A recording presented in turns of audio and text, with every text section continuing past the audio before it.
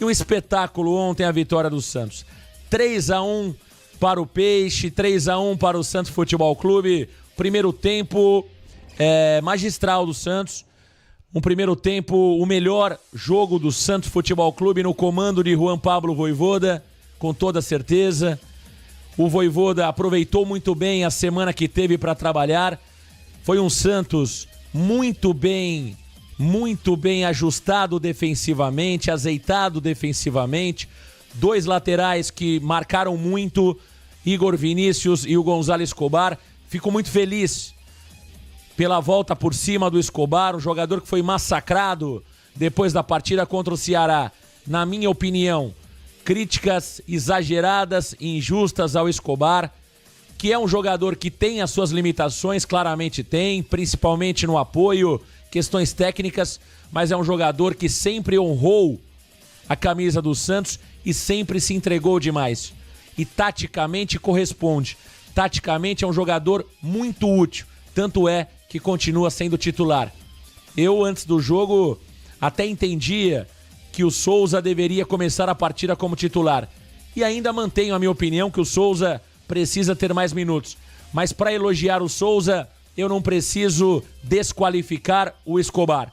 Eu entendo que nós temos dois laterais excelentes, o Souza e o Escobar. Qualquer um que jogar pode dar conta do recado.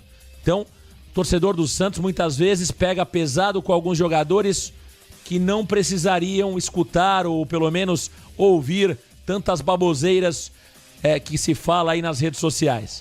O Igor Vinícius, eu não sou fã do Igor Vinícius, vocês sabem a minha opinião sobre o Igor, mas fez uma grande partida. Adonis Frias e Luan Pérez, grande jogo. O Adonis zagueiro, um jogador ali firme, um jogador duro, um argentino realmente, um zagueiro característico da Argentina, o Adonis Frias. Já o Luan Pérez, realmente uma leitura de jogo impressionante hoje. Ontem um grande jogo do Luan. Um grande jogo do Luan Pérez, na minha opinião. E aí você vem o meio-campo, você vem com o meio-campo do Santos, onde o Schmidt fez o trabalho sujo. O Schmidt ontem foi o marcador, foi o cara da pegada, foi o cara da marcação, muito útil o Schmidt ontem. Depois você tem o Zé Rafael, que jogou de terno. O que tá jogando o Zé Rafael é uma barbaridade.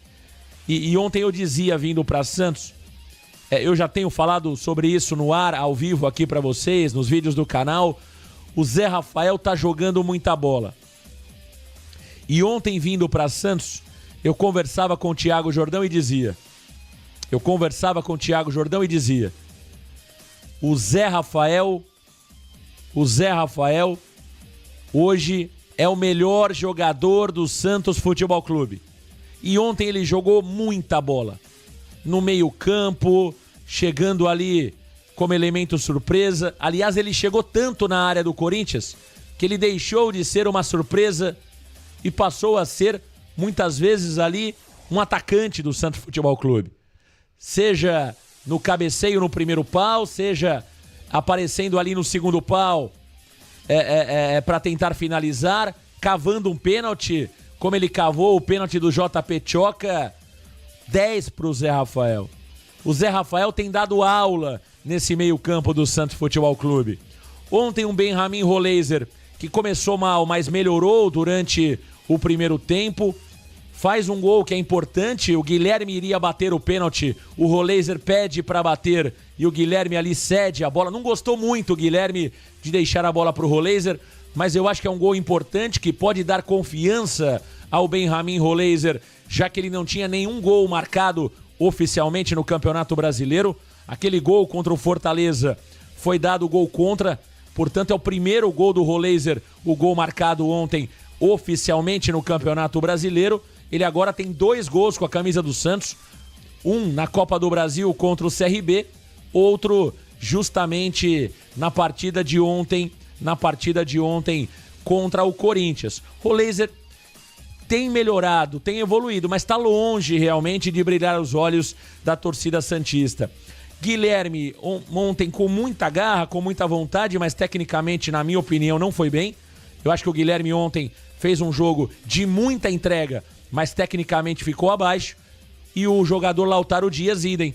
Muita entrega, ele corre demais, ele se entrega muito, ele briga demais, o Lautaro Dias. Características diferentes, né, do Tiquinho Soares, do David Washington, que ficou no Santos ali por 6 meses. E claramente o Lautaro Dias faz parte dessa evolução. Porque como ele marca lá na frente, como ele dá trabalho para os zagueiros, como ele é um jogador que insiste, persiste. Então eu acho que muito da evolução do Santos passa também pelo Lautaro Dias, por incrível que pareça. Não é um jogador brilhante, mas eu acho que a importância do Lautaro Dias na movimentação do time, principalmente em criar alternativas para os nossos meio-campistas, eu acho que é muito importante. Então o Lautaro não é brilhante, está longe de ser brilhante, mas a verdade é que o Santos... É pênalti do Bidon, né? Me corrigiram aí, é verdade. Foi pênalti do Bidon, não foi do JP Tchoca, não. Foi pênalti do Breno Bidon, o pênalti cometido em cima do Zé Rafael. Verdade. Obrigado aí aos amigos varandeiros. Então, a importância, claramente, a importância do Lautaro Dias. Foi um grande jogo. Eu não sei se foi o melhor jogo, eu tenho escutado, tenho ouvido que foi o melhor jogo do Santos no Campeonato Brasileiro. Eu não sei se foi o melhor, mas foi um dos melhores jogos. Eu acho que o primeiro tempo do Santos foi impecável o primeiro tempo. No segundo tempo a gente esbarra de novo na questão física, gente. O Santos não aguenta jogar mais de 60 minutos de partida, infelizmente. É 45 no primeiro tempo, é 15 do segundo tempo, o time morre. E ontem vimos 4 jogadores que morreram depois dos 15 minutos do segundo tempo. Roleiser, Barreal, Guilherme e Lautaro. Entendeu? Então, o Santos tem um grave problema físico, isso há muito tempo. E continua tendo. O Santos não consegue, depois dos 15 minutos, manter um ritmo aceitável. E aí, você com vantagem de 3-0 no placar, acaba recuando, acaba entregando a bola para o adversário, e o Corinthians ontem levou muito perigo ao gol do Gabriel Brazão no segundo tempo. Acho que o Vojvoda demorou um pouquinho para mudar. Esses 4 jogadores que eu citei, eles estavam cansados, estavam mortinhos em campo no segundo tempo. Poderia ter tirado o Roleiser antes, até o Guilherme estava com a língua para fora, o Lautaro também. Poderia ter tirado um pouco antes, qualquer um desses 3, até mesmo o Álvaro Barreal. Demora um pouco, aí ele vem com bom tempo, vem com o Vitor Hugo. Partidaça do Vitor Hugo, entrou muito bem, chama atenção a personalidade dele. Jogador que, vamos ficar de olho, foi bem ontem o Vitor Hugo na partida contra o Corinthians. O Bom Tempo, na minha opinião, não entrou bem.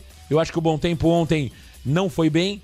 Gostei da entrada do William Arão. O Arão é um jogador que, até na entrevista, o Vojvoda disse que ele tem cobrado mais minutos. O Arão tem perguntado ao Vojvoda: e aí, Vojvoda, quando que eu jogo? Eu quero jogar, eu quero participar. E ontem o Arão entrou e entrou muito bem. E é claro, agora surge a oportunidade para ele na partida contra o Vitória na próxima segunda-feira, considerando que o jogador João Schmidt levou o 3º cartão amarelo, está fora da partida contra o Vitória na próxima segunda-feira. Então, meus amigos, foi uma partida espetacular do Santos no primeiro tempo, e no segundo tempo, considerando os problemas físicos, eu acho que o Santos soube administrar a partida, soube administrar o resultado. Então, vitória importante. O Santos ainda, por incrível que pareça, é 16º colocado no Campeonato Brasileiro, agora com 31 pontos. O Santos abre uma importante vantagem sobre o primeiro que está no Z4. Fortaleza ontem perdeu, portanto um ótimo resultado para o Santos Futebol Clube. O Vasco venceu o Fortaleza. Temos hoje o Bavi, Vitória e Bahia. O torcedor do Santos vai ficar ligado nesta partida, claro, torcendo para uma vitória do Bahia ou até mesmo um empate. Então, foi uma quarta-feira, uma noite de quarta-feira espetacular para o torcedor do Santos. Foi uma noite de quarta-feira espetacular para o torcedor do Santos Futebol Clube. Vila Belmiro recebeu, na minha opinião, um público que não é o público ideal, né, gente? Não dá, uma coisa é uma coisa, outra coisa é outra coisa. Eu quero parabenizar os 13 mil torcedores que compareceram à Vila Belmiro, mas eu quero dar um puxão de orelha aos torcedores que poderiam ter ido e não foram. Eu sempre deixo de fora o torcedor que não tem condições de ir ao jogo, ou por questões financeiras, ou por questões de logísticas, ou por questões de saúde, enfim. Esses eu deixo de fora, entendo perfeitamente.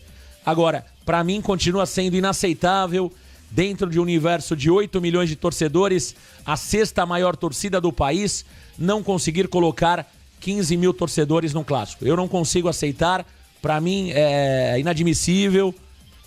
E uma renda de 600 mil reais. Se nós tirarmos as despesas, vai sobrar ao Santos Futebol Clube pouco mais de 100 mil reais. Então, não dá para achar que é normal, que tá tudo bem, não. Um time do tamanho do Santos não pode viver ou conviver ou aceitar rendas tão baixas e públicos tão pequenos. Então, não dá. Agora, meus amigos varandeiros, Marcão, depois da vitória de ontem, o Santos escapou do rebaixamento? Ainda não. Pega leve, vai com calma. O que eu posso dizer é que se o Santos repetir atuações tão boas como a de ontem, o Santos não cai nem por decreto. Matematicamente, considerando as partidas que temos pela frente, porque a vitória de ontem era fundamental. A vitória de ontem era necessária.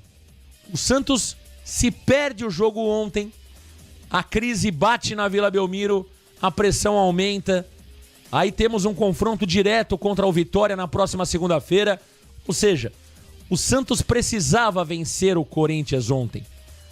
Porque olha o cenário como mudou. Agora nós teremos o Vitória da Bahia na Vila Belmiro e o Santos com a moral lá em cima. E talvez um Vitória que venha até de uma derrota no Bavi, por que não? Ou de um empate. Então o Santos pode afundar ainda mais o Vitória na segunda-feira. E é imprescindível, gente, que a Vila Belmiro esteja lotada segunda-feira. Eu entendo aí o horário da partida. Não é fácil. Vejam que eu dormi em Santos aqui porque eu achei... E realmente, acabar uma transmissão 1h30 da manhã, quase 2 horas da manhã, e ter que pegar estrada, eu entendo que é um risco muito grande. E por isso eu optei por dormir em Santos. Dormir em Santos. E o mesmo problema que eu tenho certeza que outros têm. Por isso que eu digo que aquele torcedor que pode ir à Vila Belmiro segunda, compareça, lote a Vila Belmiro. O horário é péssimo. Aliás, eu não entendo por que a diretoria do Santos não combate esse tipo de horário, né? O Santos tem jogado domingo 8 da noite, domingo 9 da noite, segunda 9h30 da noite. Isso é um absurdo. Isso é um absurdo. Isso é um absurdo. Quarta-feira, 9h30, vai. Como se pratica esse horário há muitos e muitos anos no futebol brasileiro, a gente entende. Agora, segunda-feira, 21h30, domingo, 20 horas, não dá para aceitar e achar que é normal. É uma pena que a nossa diretoria não combate, ou pelo menos não tenta reverter isso junto à CBF. Né? Isso junto à CBF. Muita gente perguntando sobre o Gabriel Brazão. Olha, primeiro, que susto ontem o Brazão, hein, gente? Que baita susto ontem o Gabriel Brazão. Quem estava acompanhando a transmissão do Varanda viu ali a minha reação. Quando o Brazão cai, ele cai ali, dá uma impressão que ele torceu o joelho. Deu até uma impressão que seria algo grave, talvez um LCA. E tanto eu como o Jordão ali, a gente tem uma reação de preocupação momentânea, né? Mas graças a Deus não foi nada. Brazão só caiu de mau jeito, mas que realmente deu muito medo e assustou a queda do Brazão. Não tenho dúvidas sobre isso. Que bom que o Brazão está bem. Dito isso, eu ontem revi os melhores momentos ainda na Vila Belmiro. Cheguei no hotel, ainda vi de novo os melhores momentos. Gente, sobre o gol do Ranieri. Foi frango do Gabriel Brazão? Hipótese nenhuma. Frango não. Era uma bola defensável? Sim, senhor. Sim, senhora. Era uma bola defensável. O Brazão estava em cima da linha. Se ele estivesse um pouquinho, um passo à frente, ele teria defendido aquela bola. Mas o se não entra no futebol. Agora, é claro que é uma bola rápida, é claro que ali exige muito reflexo e muitas vezes sorte do goleiro. Não dá para colocar como falha ou frango. Mas dá para dizer que era uma bola defensável. Até disse que não dá para colocar como falha, talvez dê sim para colocar como falha. Não dá para colocar como frango. Era uma bola defensável.